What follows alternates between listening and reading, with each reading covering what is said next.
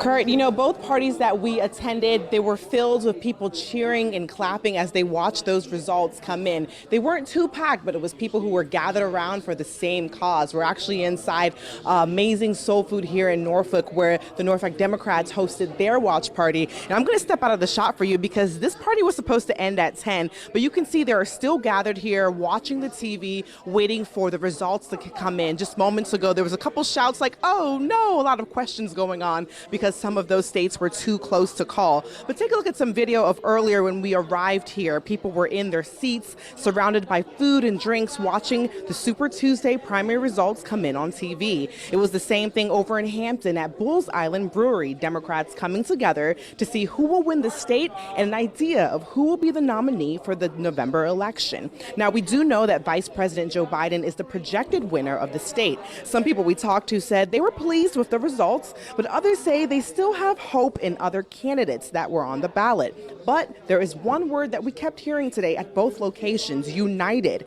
People we talked to say whoever the nominee is, they must stick together and keep that momentum going.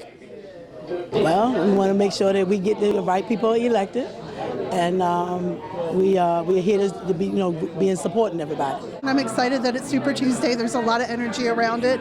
So yes, we're not all on the same page of who we're voting for, but we're having lively debate. And like we were saying, no matter what, we'll rally behind whoever gets the nomination. I know that Bernie Sanders was treated a little bit better by the Democratic Party, so I'm hoping that will carry through, and if he ends up being the nominee, everybody gets behind him, or if he ends up not being the nominee, that his support will come behind the party candidate.